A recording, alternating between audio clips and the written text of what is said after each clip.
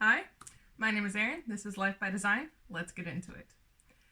Today's project is turning my car into the Cottage Core Dream Mobile. Now, I just got this car. I just traded, well, I didn't trade it in. I just got this car. Her name is Ladybug. I was going to call her Rose after Rose and Island from the Golden Girls, but my youngest likes to call it the itty bitty bitty bitty bitty red bee, so we called it the Ladybug. So it's the Ladybug, and ever since I got her, I had this idea of turning her into a cottagecore dream mobile, and basically because it makes me happy. What I did in Denmark, when you want to when you want to, for lack of better words, get rid of your car, you squat it, or you turn it to the squat man. Squat, I guess it's the scrap yard? Yeah, scrap man. So my Ford, Detroit girl by heart, but my Ford, she was not doing too well. She was not too pretty. She had a lot of rust. Was not going to make it, because in Denmark they have something called soon. So every 2 years you have to take your car in and get it looked at and everything. And then it has to pass. If it doesn't pass, you can't drive it. It's not roadworthy. Something that I definitely think they should bring in the States, but it's very frustrating sometimes. So that car was, she was not good anymore. So I had to turn her in.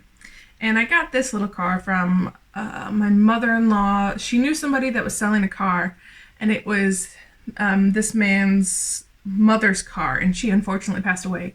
And she treated this thing like it was a baby. He's a mechanic, so it's really good. It's a Fiat Punto, and I'm trying not to use my car as much. I'm trying to bicycle more. When I have to go to the grocery store, I just go down the street. But because I'm still looking for a more regular job that meets every day, I don't want to limit myself too much by not having a car. And when I drive her, I just want to be happy when I get in the damn car. Okay? I've had a lot of unhappy things happen in my life lately. I just want to do something to make me happy. So I'm going to turn it into my cottagecore dream car. My first plan was to turn it into like some Scandinavian folk art on the outside. But I realized that that's very expensive, and I don't want to paint that car. I might still get some like black circles to put on it. Since it's called Ladybug, I'll just put some black circles on it so it looks like a ladybug. If you're wondering what I mean by cottagecore car, let me show you. We are heading back to Pinterest here. But if you want an example of something that I might do to my car, is put moss with little snails and things. Okay, so I may not necessarily do that in the front, but my trunk at the back has a trunk cover, and I want to make that trunk cover a little scene like that, with moss and mushrooms and maybe a fairy riding a snail. I don't know, just something fun and cool. Let's see. So the exterior that I was thinking, this is why I wanted to call her Rose, because I was finding a lot of stuff with Rose. Especially love this one. But she's Ladybug now, so we're gonna go back. And this is what I mean by the interior. Yeah, it's gorgeous. Like, yes please, I want that right now. I also want something like this, where, do you see that steering wheel? Do you see that? That's gonna happen on my steering wheel. Just so you know. That is this project, because I only have enough fabric for either the two front seats or the one back seat. So I'm going to start with the two front seats and then work my way back. I also want to do this with flowers and pins on the top of my thing. Yes, please. Yes, please. So I want to show you now the fabric that I found at the thrift store. So this fabric, it is a duvet cover, and it has this gorgeous brown, tan brown on the back, and this beautiful combination of yellow and blues in the front. And it's really funny because I had this exact duvet cover that I used to turn my vanity from this green horror story into something that looks like this. So I think that's absolutely hilarious. And I think I still have some leftover fabric that I might use. And there's also a pillowcase for it. So I think I might be able to get a headrest out of this. Maybe 2. Oh yeah, I think I should be able to get 2 out of this if I play my cards right. So. I'm so happy. I'm so happy. Alright. Now, let's go out and measure the front seats. I'm doing the front seats. Let's go measure the front seat. What I'm going to do is I'm going to take a fitted sheet that I also found at the thrift store for, I think the fitted sheet was 10 crowns and this was 15, or this might be 20 and that might be 15, I don't remember. I'm going to pin that there. I'm going to mark it around with a marker, and then I'm going to cut it out. And then kind of see, I'm going to cut it out and then see if the pattern pieces kind of fit. And then I will cut this fabric. I was hoping this was going to be a day project, but when I think about it, it might be a 2-day project. As long as I finish one seat, I'll be okay. And I might, to feel more comfortable about what I'm doing, start with this. Yeah, start with this and take it from there. I found a video of a mother that made a cover for her son's, the bottom seat of a front seat of a car, of the driver's seat, I think. Redid a bottom, so I'm going to link her video down below. So this is my car, and I first was going to call her Rose, but her name is going to be Ladybug because my kid called it a ladybug. Try to not get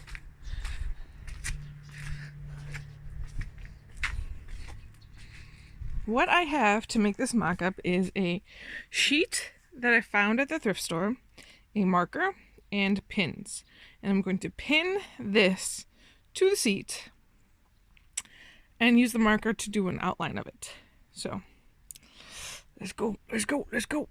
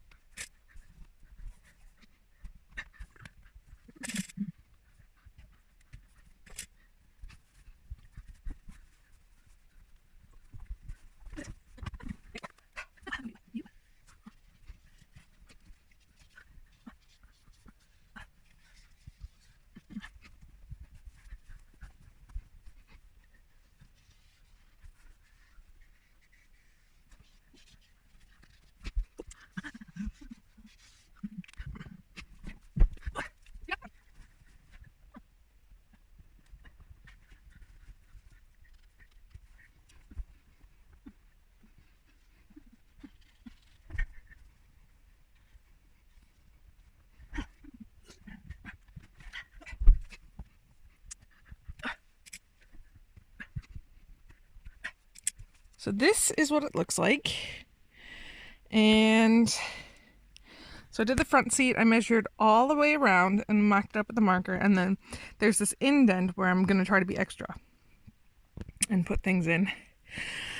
And then in the back here, I went ahead and pulled this closed, pulled it tight, and then marked all the way around. So what I'm doing here is I am laying out the pattern that I just drew from the car seats. I'm just cutting out the mock-up pattern. Yep, just cutting out the mock-up pattern. I'm gonna cut it out the pattern that I have, and then I put it back onto the seat to make sure it all fits together. And for the most part, it did. There were some issues, but there's always issues with every project. There's no way not to have issues with every project you do. What I ended up doing with the bottom of the seats is making it so that I can string some shoelaces down there and tie it so it'll stay on, but it's not as taut as the woman whose video that I saw originally, that I based this video off of. Hers is done a lot better than mine, but this is the first time I've ever done anything like this, so I'm going to give myself a pat on the back and deal with it. I didn't say I screwed up the back, but I don't think I really understood how the back was going to fit properly and how I would have made a proper mock-up of that, but it all worked out. I'm happy with it. And I do have both seats finished at this point. And I'm really happy with it. And I also made the cover for the gear shift as well out of that velvety, fluffy fabric that I also used for the sides. Yeah. Oh, I ended up using that fabric for the second seat on the back instead of the brown fabric. I'm trying to figure out what I'm doing. Oh yeah, I'm just pinning it back there. Yeah. This is me fitting the mock-up to see if it works or how it should work, and me hoping to God it did. This is what I've got so far. And so the diameter fits perfect. Bottom fits perfect. Top fits perfect, but this around there, issues. So what I've done is I've pinned it where it needs to be. This is too wide. So I'm going to go ahead and mark where I've pinned it, where it needs to be altered. And we will go from there. This is me working on the headrest. I decided before I went and tackled the big seats, I wanted to figure out this headrest as kind of like a trial run. And it did work for the most part. I could not figure out for the life of me how to close it around to where I would be able, if I was going to use clasps or buttons or a zipper or Velcro. My original plan was to use Velcro. But I couldn't figure a way to do it that fit. And I think I was very distracted when I was doing this project. I was watching Golden Girls. So I was kind of paying attention. And it had been like a while since I seen the original Golden Girls. I thought I could just put it on the background and just do my thing, but I was distracted. So now I'm seam ripping everything. I seam ripped a lot. And before I started sewing, when I would seam rip things, it would be stitch by stitch by stitch. And now I know there's sometimes when you can seam rip stuff and just rip it open and it'll be fine. So I'm becoming less fearful the more I sew, which is always a plus. I think the more you do something, the less fearful you get in doing it. I ended up switching to scissors instead of the seam ripper because it was just easier. I love these scissors. I have no idea where I got them. And this fabric frays a lot. So I had to go through with my pinking shears. I cut everything with pinking shears, which is probably not the best, but this fabric was fraying like it was going out of style. So I used the pinking shears to try to keep it a little bit more intact long term.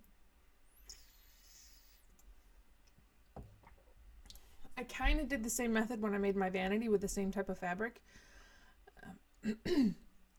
where I just took apart what was already there, used that as patterns, and made my whole new vanity out of it. I really like doing that. It's really easy for me instead of creating patterns out of the thin air. But I would like to get more into pattern drafting because I think it's more fun and a lot easier. And I did not include seam allowances. I was just like, what I didn't do, the biggest mistake I did in here was not drawing the pattern on the fabric. And I just kind of winged it that way. I'm not good enough to recognize what, like, half a centimeter or a quarter of an inch seam allowance is. I haven't been sewing that long enough to be able to quite recognize it, and I don't have any of those measurements like you have on modern machines on my old school hand crank. So I should have drawn the patterns onto the fabric and sewed from there. I think I do better with a visual line instead of like a physical visual thing instead of just an imagined visual thing, if that makes sense. Please tell me that makes sense, because it makes sense in my mind, but my mind is, go. So this is where I'm realizing I have no idea how to close this.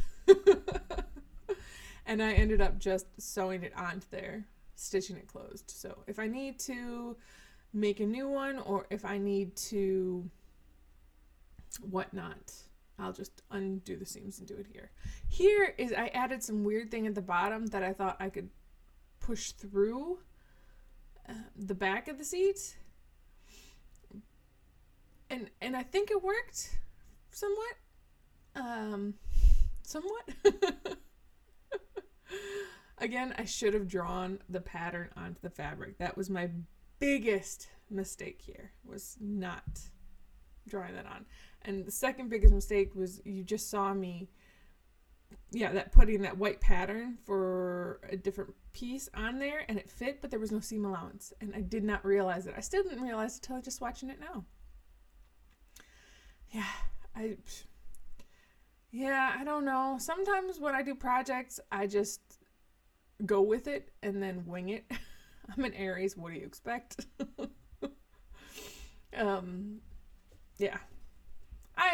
I had fun making this.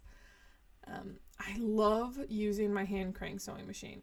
I much prefer this hand crank over any electrical, and I have an electrical one in Husqvarna from the 50s, but I haven't plugged it in because I'm a little scared.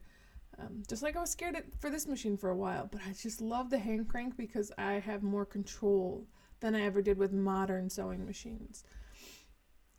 I just much prefer the control and being able to go really slow if I need to. I've had to kind of adjust to using one hand to kind of manipulate the fabric when going through, but that's fine. It doesn't bother me.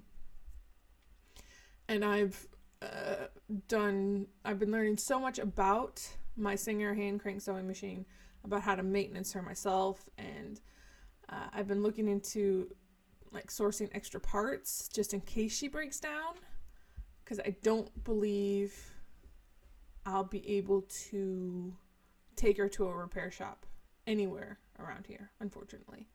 So that's another skill I'll have to learn, is how to repair this beautiful machine. I just like her. Now I'm just ironing the fabric down. I really like ironing, weirdly enough. It's very meditative for me. I would rather iron than wash dishes or fold laundry. I will iron laundry, no problem. Folding it, taking it from the dryer to folding and then putting it away, there's a disconnect in my brain there. You can probably hear my dog shaking her head. Every time I talk or do a video, she has to come because she thinks I'm talking to somebody else. And then she wants attentions. And yeah. Lots of thumbs ups. Ta-da! You can't see shit. Anyway. Okay. Yeah, that'll work. So, this could be fun. I finished one seat. Just one. I still have to do this seat over here. I thought this would take me a day to do both projects, both seats. It's taken me a lot longer than that. It also doesn't help that I got my kids and they take up a lot of time.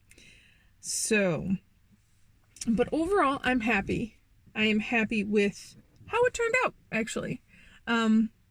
This top part is a little harder than I thought. I could use the same video thing that the woman who did the bottom seat did. I thought I could use the same concept at the top. It doesn't quite work out that way. But you know what? It fits. extra fabric I just shove into the seam there. And yeah, I'm happy with it. Although the headrest, I had to sew this together, so I can't just like take it off to wash it, which is, I'd have to take the stitching apart to do that. So that's a little, I could not figure out a way to close it properly. But the other ones, the bottom and the top here, I can take off and wash. So, and I like the fabric. I like the brown. I had to add the second fabric here. That's like, I've had this fabric for 10 to 12 years or something. It's nice and it's not fluffy, but it's just a hygge kind of fabric. Yeah. So I like that addition. Plus, I just like the color and it makes me happy. So that's all that matters. It makes me happy. I need to finish the seat. Plus, I took off this on my gear shift. So I'm going to take some scrap fabric that I have and turn this and make it into a new gear shift box thing. I don't know. Whatever this is called. And yeah, I'm happy with it. So that's the first step. The next step is to deal with the ceiling and some little bits around here. Steering wheel cover. Yeah. It's getting there. It's getting there. So thank you for following along with this video.